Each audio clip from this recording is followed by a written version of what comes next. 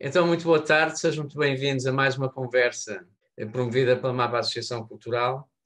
Hoje temos como nossa convidada a Manuela Castro Neves, que é uma professora que gosta de dizer que gosta de escrever livros, sendo que é uma autora de várias obras no campo da pedagogia e também no campo da literatura infantil.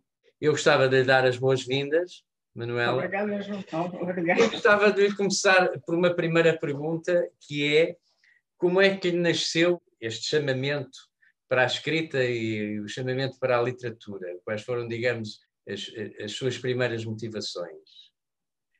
Olha, eu às vezes penso nisso, eu não sei exatamente, porque já foi há tantos anos, não sei muito bem como é que isto começou, mas eu penso que quando penso nisso, creio que fui muito motivada para a escrita por uma poeta que havia na minha terra, casada com o dono da farmácia da terra, e a senhora fazia muita poesia. Essa senhora escrevia sempre sonetos. E numa certa altura da vida dela, que foi quando eu conheci, eu era muito pequena, a senhora deixou de ouvir bem, ouvia mal, e não tinha confiança no seu próprio ouvido para lhe dizer, para ver se a métrica dos sonetos estaria certa, porque para ela aquela métrica tinha que corresponder exatamente ao que ela tinha aprendido sobre os sonetos, sobre fazer um soneto. E, portanto, a senhora procurava-me muitas vezes para que eu ouvisse o que ela tinha escrito e ela batia as sílabas junto de mim para que eu lhe dissesse se a tónica era mesmo aquela ou era outra. E eu considerava aquilo uma seca muito grande, mas como, porque era pequena, queria andar a brincar, e ela chamava: olha, vem cá e agora ouve o que eu escrevi, diz-me lá, tac, tac, tac, tac, vê lá se aqui ouve a sílaba tónica é essa, pronto. Eu, de qualquer das maneiras, achava aquilo muito chato, mas aquilo despertou uma curiosidade, e muito para a rima, tanto que eu hoje utilizo muito a rima, não é? Uhum. Quase que é mais natural para mim escrever em rima do que escrever em prosa, quase, não é? Não é bem assim, mas quase. Quando escrevo para miúdos, é muito assim. E acho que isso tem muito a ver com esse papel de assessoria que eu, para aí com 8 anos, tinha, junto dessa senhora que já não ouvia bem. Isto parece um bocado insólito, mas eu hoje encontro que isso está na origem de uma... Eu poderia ter ficado muito maçada e não gostar nada de poesia, por exemplo. Mas, ao mesmo tempo que me maçava, despertou-me para o mundo da escrita e das dificuldades que aquela senhora tinha.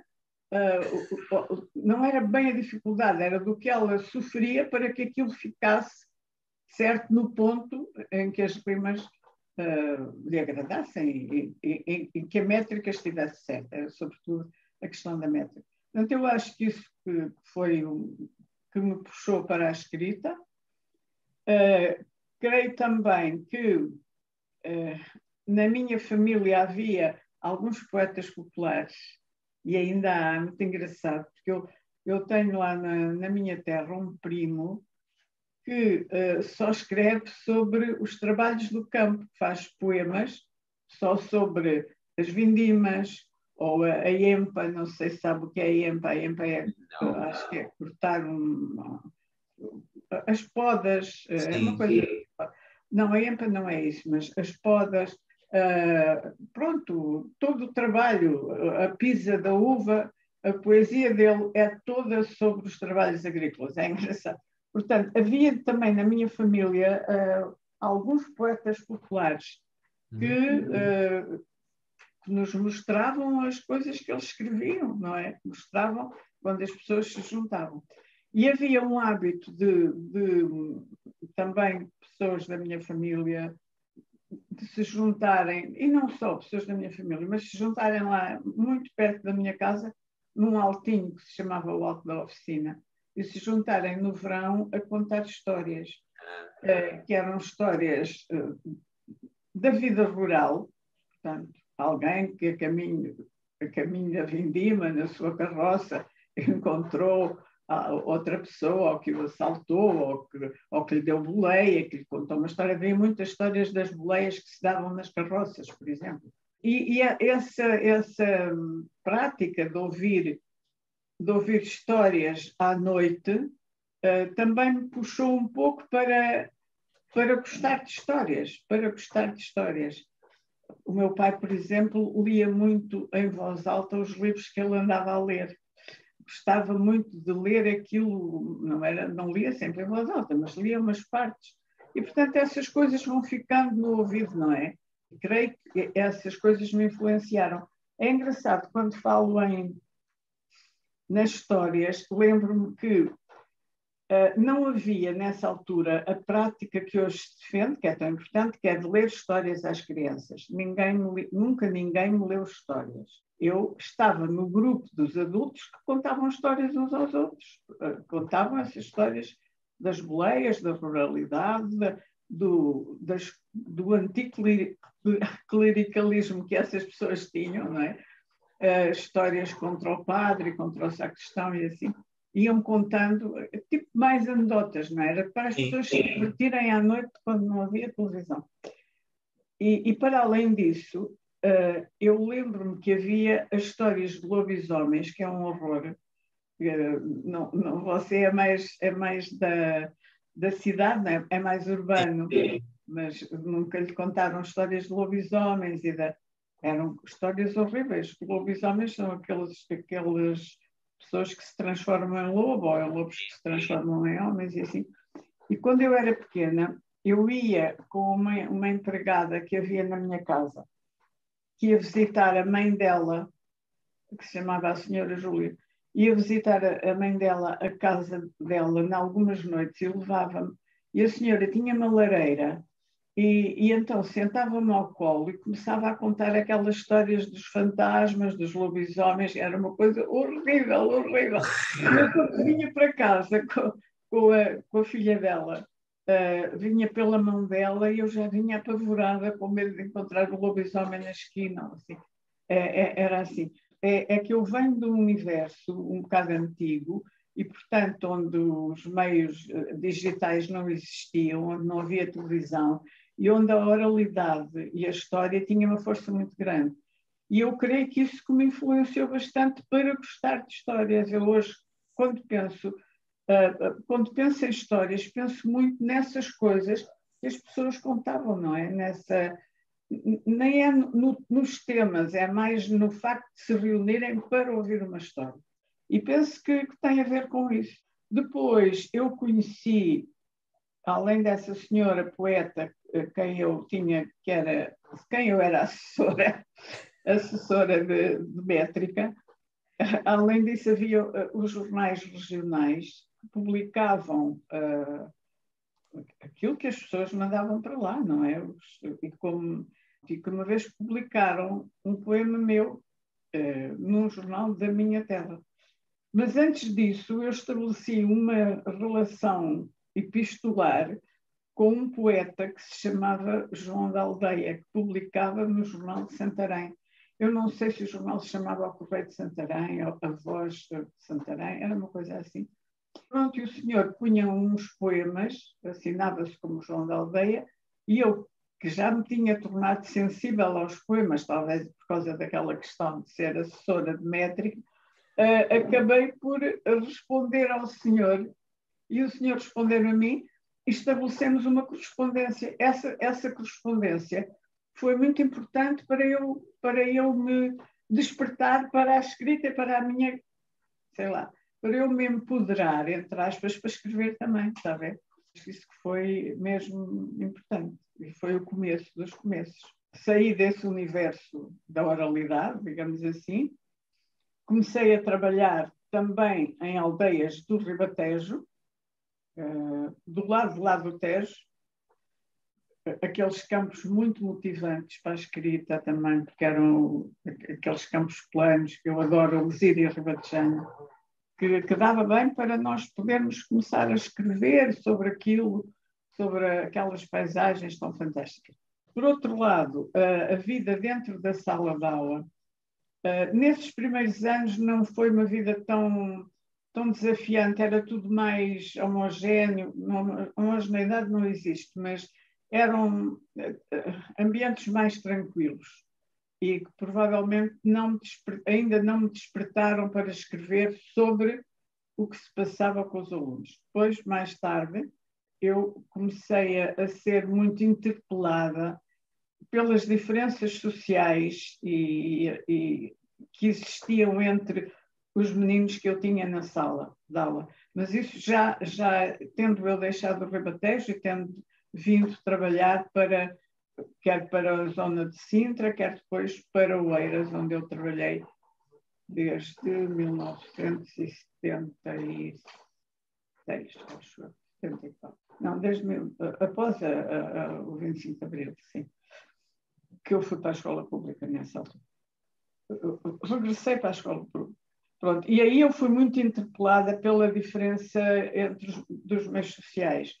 E comecei a registar isso num caderno. Portanto, havia ocorrências muito significativas entre as crianças, pela diversidade de meios, pela diversidade de culturas, em que eu tinha que intervir, tinha que ter um papel. E eu comecei a registrar isso num caderno que tinha para esse fim, numa gaveta da sala de aulas. E depois comecei a refletir sobre aquilo que eu escrevia, comecei a refletir sobre isso e a procurar algum fundamento teórico para as opções que eu tomava, não é? Para as opções pedagógicas que eu tinha ali, às vezes sem experiência, que tinha que resolver problemas, resolvia-os, registava a forma como os tinha resolvido e depois comecei a estudar, a aprofundar, a pesquisar sobre a melhor forma de os resolver. E desse registro que eu fazia e dessa pesquisa que eu fazia, nasceu uma vontade de escrever as crónicas sobre a escola. Portanto, eu tenho 2 livros publicados sobre acontecimentos sempre que ocorreram entre mim e as crianças e que eu fui testemunha, ou que ocorreu entre as crianças umas com as outras, não é? E que davam origem havia problemas que tinham que ser resolvidos e sobre os quais eu depois escrevia e que constituem, por exemplo, o livro que se chama Da Vida na Escola. A vida na escola são para aí umas 39 ou 40 crónicas que eu acho de coisas, eu não quero dizer com isto que as crónicas estão bem escritas, não é isso, mas de coisas muito bonitas que aconteciam e que valia a pena serem registadas, quer coisas passadas com meninos ciganos. Eu, por exemplo, fui professora de meninos ciganos, gostei muito de ser professora de meninos ciganos, quer com os meninos do bairro de Lata, que chegavam à escola com fome, não é? E sem roupas que pudessem ser bem aceitos pelos outros, quer pela desconfiança que os pais dos meninos de classe média tinham em relação a esses meninos. Tudo isso consta nesse livro que esgotou rapidamente também e que se chama Da Vida na Escola. E eu gostei imenso de fazer isso, porque isso me levou a escrita ajuda muito a compreender o que se passa, não é? Costuma-se dizer, eu não escrevo porque sei sobre um assunto, eu escrevo porque quero saber sobre aquele assunto. Porque à medida que eu vou escrevendo, eu vou sabendo mais sobre aquele assunto, porque isso me leva a uma reflexão, não é? E isso vai aumentar o meu conhecimento. Portanto, esse lado da escola dessas crónicas passadas nas coisas acontecidas, realmente ocorridas na escola, foram matéria privilegiada para mim. Ainda hoje aquilo que eu gostaria de fazer era escrever sobre a escola, mas já não estou lá. É engraçado porque às vezes as pessoas dizem mas então só escreveste, suponhamos, 39. É que não escreveste 45, porque não inventei nada. Quer dizer, escrevi aquilo que ocorria e que eu considerei significativo para partilhar com os outros. E que foram coisas muito muito utilizadas, têm sido muito utilizadas na formação de professores, não é? Porque a formação dos professores na iniciação e às vezes também na formação contínua, porque as pessoas, por exemplo, na Escola Superior de Educação de Lisboa, pediam para eu lá ir contar estas histórias aos alunos que estavam em formação, porque uma coisa é a teoria, não é? É a teoria, são as aulas teóricas, que são de extrema importância, mas a essas pessoas faz falta a vivência de um cotidiano de sala de aula e de alguns casos que ilustram, no fundo, que ilustram determinadas teorias. E, portanto, escrevi esse livro, depois escrevi outro que se chama Não os Desiludas, Histórias da Escola, que estes dois foram publicados por editoras diferentes, mas, portanto, este Não os Desiludas, Histórias da Escola ainda se pode comprar, o outro não, porque esgotou. Pois há algumas pessoas que estavam em projetos no âmbito da educação e que viram leram esses livros, contactaram-me para integrar equipas de projetos e foi assim que eu também, com outras pessoas, publiquei uma série de livros para formação de professores e não só, há pais que também gostam de saber, de ler coisas sobre, perceberem coisas que se passam dentro das salas e, portanto, também escrevemos para pais, eu com outras pessoas, e para professores. Um dos mais importantes chama-se Do Outro Lado da Escola, e é a visão que as pessoas de bairros populares têm sobre a escola, portanto, o que é que pensam da escola e como se afastam ou se aproximam consoante as estratégias dos professores são umas ou são outras. Escrevi sobre a iniciação à leitura e à escrita com uma psicóloga da especialidade da leitura e da escrita, que é a Margarida Alves Martins. Várias coisas sobre a organização de trabalho dentro da sala de aula, sobre pedagogia intercultural, ou seja, como diversificar as práticas em função das diversas classes sociais que se têm numa sala de aula, das culturas das crianças, não é? Das diversas culturas, portanto, várias coisas. Eu sei que a Manuela está ligada ao movimento da escola moderna. Eu gostaria um pouco que nos explicasse, enfim, o que é o movimento da escola moderna, qual é a filosofia e os princípios que a norteiam, e também, no seu caso, como é que esses princípios a levaram a iniciar o seu trabalho como escritora da literatura infantil. Olha, o movimento da escola moderna é uma associação de professores que procura formação cooperada entre professores e dispõe de muitas situações em que isso acontece, portanto, tem oficinas, tem congressos, tem sessões abertas, só sessões abertas a quem não é sócio. Portanto, em muitas ocasiões, o que se procura no movimento da escola moderna, principalmente, é a educação das crianças para a democracia. Mas não uma educação para a democracia através do discurso ou através da conversa, mas por implementar dentro da sala de aula uma série de práticas que levem as crianças a participarem efetivamente na vida do grupo, quer tendo tarefas, quer participando em discussões sobre as coisas que ocorrem. As pessoas que pertencem ao movimento da escola moderna semanalmente reúnem com os alunos naquilo a que se chama o Conselho de Cooperação Educativa, e é aí que se discute a vida do grupo, as ocorrências positivas e negativas durante aquela semana, e se procura, em conjunto, criar soluções para ultrapassar problemas que ocorreram, quer na vida propriamente, entre aspas, social do grupo, quer também na prática, quer nas aprendizagens. Por exemplo, na prática do movimento da escola moderna, nós achamos que as crianças têm que aprender a cooperar umas com as outras. Portanto, só consideramos que uma criança tem sucesso quando todas as outras também têm. Ou seja, não há procura do bom aluno, daquele que é bom, daquele que fica no quadro de honra, daquele que não sei o quê, não.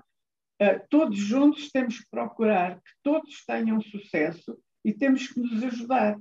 E essas reuniões que se fazem, são reuniões que se fazem exatamente também para ver como é que estamos na aprendizagem e como é que vamos fazer uns com os outros para nos ajudarmos a progredir todos. Portanto, esta basicamente é a filosofia, digamos assim, do movimento da escola moderna. Falta aqui dizer muita coisa, mas basicamente eu digo que é assim. Dentro das estratégias que nós implementamos, uma vez que me fez a pergunta que relação a que isso pode ter com o facto de eu escrever para miúdos, uma das coisas é termos reuniões muito frequentes para comunicarmos uns com os outros, não só para discutir a vida do grupo, como já disse, no Conselho de Cooperação Educativa, mas também momentos de partilha do que nos aconteceu na vida, do que nos aconteceu,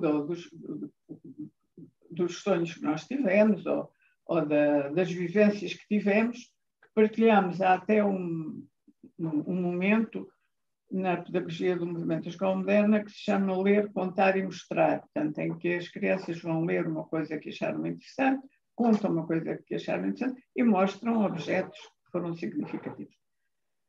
No meu caso, nessa onda, digamos assim, nessa ótica, também fazíamos oficinas de escrita.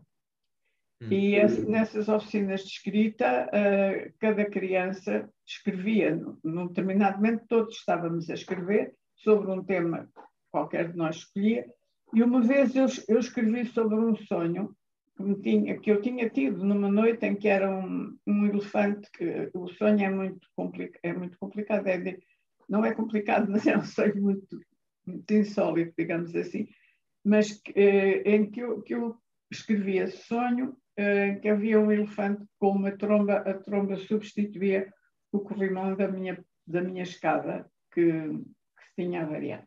E os miúdos acharam tanta graça quando eu li, porque fazia parte, não é? Quer dizer, eles liam o que produziam, eu lia aquilo que produzia. Pronto, todos nós, nessa partilha e na procura de não haver uma grande diferença de estatutos, digamos. Há sempre uma diferença de estatutos, felizmente, mas não assim, é só o professor que lê, é só o professor que corrige, não. Há uma partilha dessas funções. E, portanto, quando eu escrevi essa história, os miúdos, no dia seguinte, pediam: ó professora, leia a história outra vez. E eu lia. Ó professora, leia a história outra vez. E eu voltava a ler. Ó professora, leia a história outra vez. Até que uma vez eu resolvi que essa história, que eu a desenvolvi um bocadinho, e a coloquei na biblioteca da sala escrita, não é? Manuscrita mesmo. Coloquei-a lá com umas argolas e assim para eles lerem e não me estarem sempre a pedir. E depois achei que a história talvez pudesse, pelo interesse que suscitava, talvez a história pudesse ser também partilhada com outras crianças. Mas eu não tinha tempo, quer dizer, eu era uma pessoa que tinha que me ocupar da casa, da minha casa, tinha que trabalhar, eu fazia já nessa altura muita formação, estava ligada àquelas, não era aquelas empresas, mas à formação que o Ministério organizava na área da leitura e da escrita, trabalhava muito na formação, portanto o tempo não chegava para essas coisas de escrever e ver. Quando eu me reformei, agarrei nessa história, melhorei-a, mandei para uma editora e pronto, e essa história foi a minha primeira história, portanto, surgiu para os meus alunos. Mas o que é engraçado é que ainda hoje eu escrevo para eles, é para esses meninos que eu tenho na minha frente, na minha imaginação. É como se estivesse a escrever para eles. E escrevo porque a partilha que eu fiz com eles durante os imensos anos em que trabalhei me deu muito a conhecer os temas que lhes interessavam, os temas e o estilo de escrita que lhes interessava.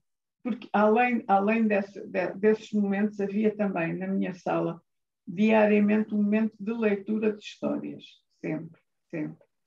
Todos os dias eu lia um bocadinho de uma história, ou uma história curta, ou então um bocadinho de uma história. E aí havia aquelas que não tinham sido produzidas por mim.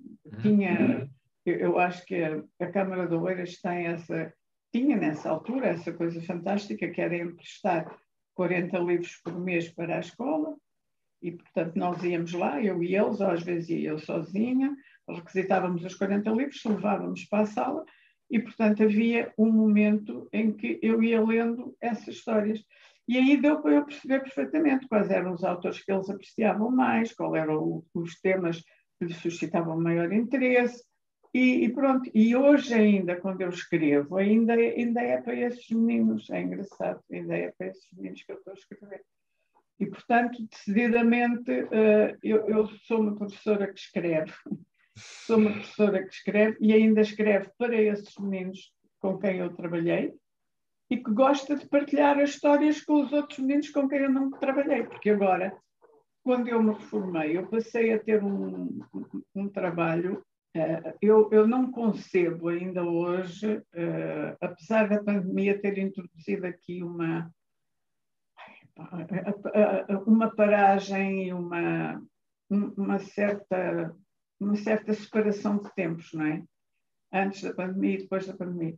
E eu, antes da pandemia, não concebia o meu dia sem trabalhar com meninos. Portanto, eu continuei a trabalhar com crianças, dando apoio acrescido a crianças que, no final da escola, vinham à minha casa ter esse apoio. Portanto, tenho tido sempre. Quando começou a pandemia, eu não achei que não queria correr o risco de estar, porque é um trabalho que se faz muito ao lado daquele menino, não pode ser a 2 metros, não é? Meninos que estão com dificuldades, estão com atrasos, é mesmo encostado ao menino. E como eu pertencia a um grupo de risco, devido à idade e devido também a problemas respiratórios, não quis correr esse risco. Não sei se retomarei ou não, mas se não retomar é uma falta muito grande que eu vou sentir, porque esses meninos também, ocorrências com esses meninos, também constituem um grupo de crónicas que eu também escrevi. Percebe? Porque são muito desafiantes, as dificuldades são desafiantes. Portanto, a minha relação com crianças está na base daquilo que eu escrevo. É isso. Muito bem. Quer seja de literatura para a infância, quer não seja de literatura para a infância. É isso. Muito bem, então já percebemos todo esse trabalho, todo esse labor com o universo infantil que ele leva a escrever e a continuar. E 10 inspirador. Inspirador. E foi isso que ele levou a publicar até agora 10 livros infantis. E o que eu gostaria de lhe perguntar é o que é que neste momento está a escrever? Neste momento estou a acabar, eu acho que estou a acabar a última. Acabar a última não fica bem, mas enfim, é isso. A última crónica, estou a escrever a última crónica para um outro livro de crónicas, já para adultos, não é? Uhum. E que tem a ver com 2 universos. O universo de encontros de autor com crianças em escolas, em que ocorrem coisas muito engraçadas, não é? Porque as crianças são mesmo interessantes, fazem observações muito interessantes. Portanto, eu também registrei essas coisas que me aconteceram. Portanto, estou a acabar isso, desse ponto de vista, e estou a acabar... E depois estou sempre a escrever uma história. Estou sempre a escrever uma história. Digamos que eu tenho 10 publicadas, tenho duas aceites em editoras à espera que o mercado normalize um pouco. Sim. Calculo que não saia já em 2021, mas no início de 2022. Mas estou sempre a escrever uma história. Eu não me vejo sem estar a escrever uma história. Porque acho que as histórias são uma grande companhia. As personagens que a gente inventa são personagens muito acompanhantes, fazem boa companhia, porque quem vai andar a pé, por exemplo, no Paredão de Oeiras, e vai sozinho a pé, se estiver a escrever uma história, também vai consigo aquela personagem. Sim, então é uma espécie de amigo imaginário. E eu estou sempre a escrever uma história, sempre. O que não significa nem que essa história seja boa, nem que essa história venha a haver saia do computador, mas eu estou sempre a escrever uma história. Tenho muitas histórias escritas ou que não têm qualidade, ou que eu não arrisco, porque sabe que publicar é arriscar, não é? Quais são as razões pelas quais uma pessoa escreve, não é? Não me fez essa pergunta, mas pronto. Começa, você fez. Porque é que escreve? Escreve porque quer passar uma mensagem, escreve porque quer ter a companhia das personagens que inventa. Essa pergunta é muitas vezes feita. E eu não tenho uma única resposta para isso. Mas, por exemplo, eu sou uma pessoa a quem a situação dos refugiados, dos que fogem da guerra, são uma coisa que me dói-me imenso, percebe? E então, é só para lhe dar este exemplo, era desse livro que eu estava à procura, mas por acaso não o tenho aqui, e agora, para não fazer perder tempo, não o vou buscar. Mas eu escrevi uma história de um menino refugiado que se chama Um Menino Bateu-me à Porta.